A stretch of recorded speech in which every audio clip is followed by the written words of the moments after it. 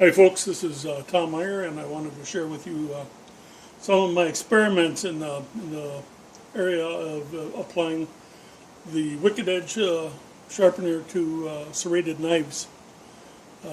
I've done a number of rather, I guess they're fairly simple experiments, but there was quite a bit of learning that came from them. One of the problems I found is that all the serrations seem to be different. Every knife you pick up, if it's got serrations, it's some other radius. This particular knife that I've got on in the vise right now is a very, very old, cheap MasterChef. Got it from a thrift store, and it has 3 scallops and then repeated. There's 2 narrow serrations and then a wider scallop, then 2 narrow serrations, a wider scallop, and it goes on down the line like that.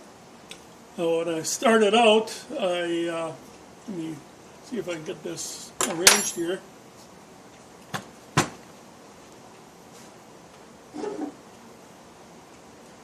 I happened to get a hold of a Delrin bushing, a 3/4 inch Delrin bushing with an aluminum sleeve over it, and I found that on a 3/4 inch rod. This is just a piece of aluminum.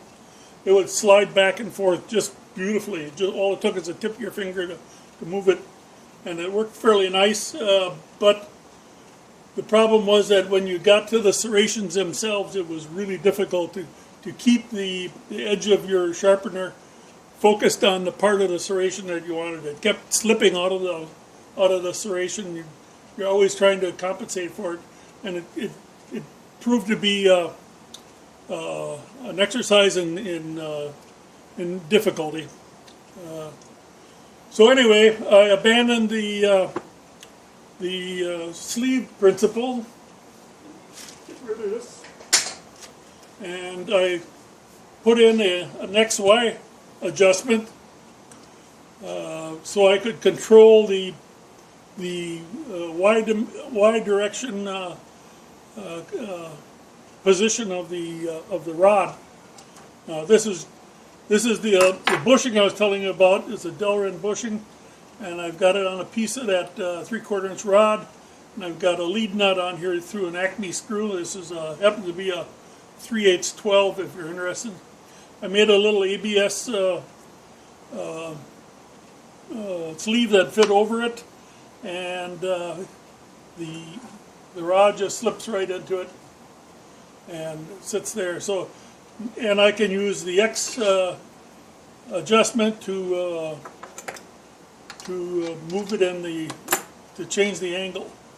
Clockwise will increase the angle, counterclockwise will decrease it. Okay. Now this particular knife, I had it set up, and we were at I found that 23 degrees worked out fairly well, and we'll demonstrate that here in a little bit.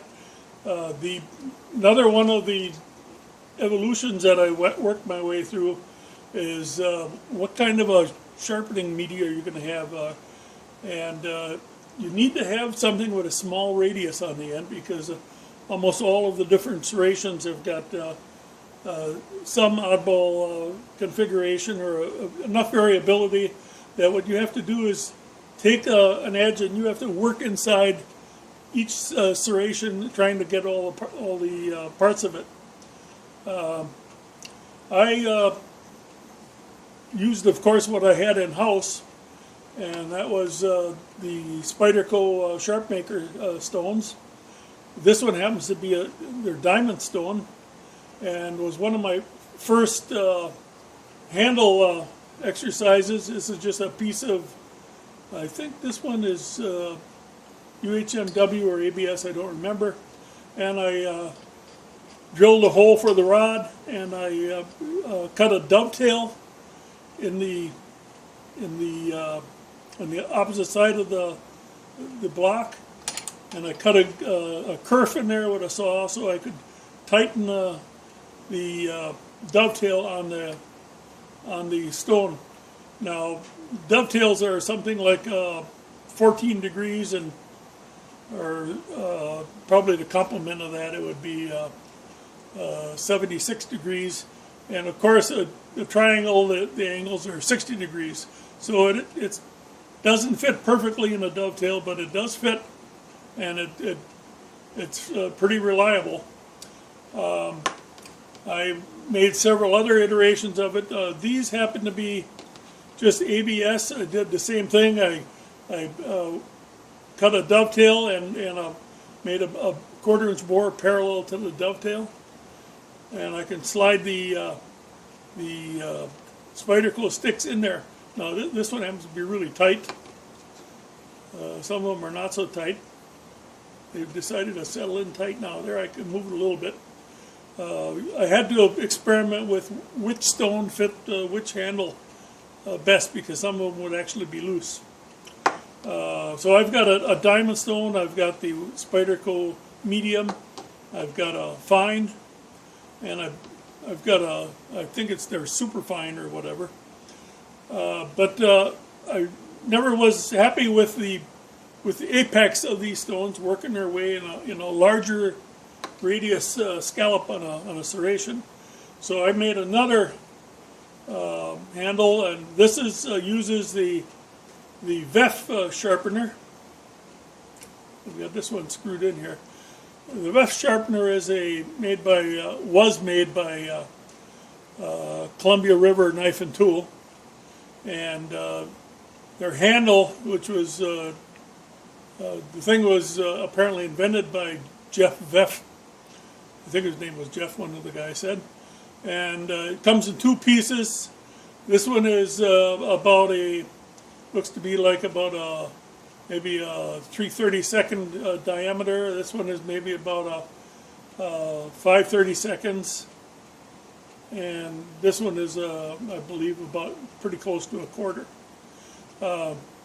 Then when I wanted to work it up and down the stone, I had a problem in that all of the diameters would not work with this arrangement, because my pivot point is in a fixed position.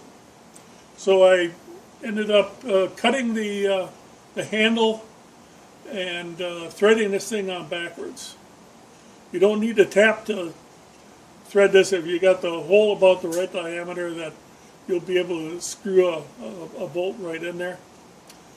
The long section here is so that I can get a little bit more precision out of the rod position, and this is offset to the back, so I can actually put this thing like so. I wanted to work the larger diameter stone on the large scallop, and it works quite well, but you do end up slipping in and out of it. You have to, if you go a little too high, all of a sudden you drop to the next smaller part of the stone.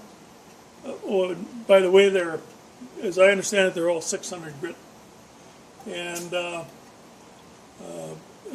because the radius of the stone never seems to fit perfectly in the scallop. Scallops are made by a profile grinding media, and I've only got a circular stone, so you have to be able to work that stone in around the base of the scallop, depending on how big it is. And I found it was really easy for it to, with the other arrangement with the sliding bushing, it was real easy to slip out of position. It was very frustrating. But when I put in the cross direction adjustment, I found that I can rotate the stone and work on different parts of the scallop, and I can rotate it back this way, and it works out very well. I'm pretty pleased with that. However, I guess one concern that I have for almost any serration sharpeners is that you're going to be working with small radius cutting edges, if you will, on your stones. And when all of your force is focused on such a small at some point is almost down to point contact. You're going to be putting a lot of stress on the diamonds or the media that you have, and you're going to be crushing off diamonds. You're going to be sloughing them off much faster than you would with a flatter stone or a diamond lapping film or something like that. So from a practicality standpoint, I'm really questioning the idea of using a small radius sharpening media to sharpen serrations, because I don't think they're going to stand up very long.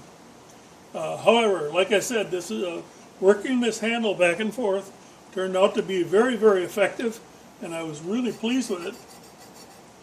Go back this way, and so I can use this thing, and I can control both the direction and the amount of force of the motion of the stone. And I can't do it here because the camera is parked right here, but normally I would sit off to the one side, and I can work them with both hands. And I found that I was able to work my way down the serrations rather quickly. It probably took me about 20 minutes to do this really ugly knife, which unfortunately somebody had taken a steel to the backside of it. This is serrations are supposed to be a chisel edge, and somebody rounded them off, so it became kind of difficult to bring the serrations to a sharp edge, but it sure does improve it, I know that. Geez, I'm hoping that some of my experiments here inspire you to think about different ideas, maybe point you in another direction. I hope it's been helpful. So, thank you. Have a good night.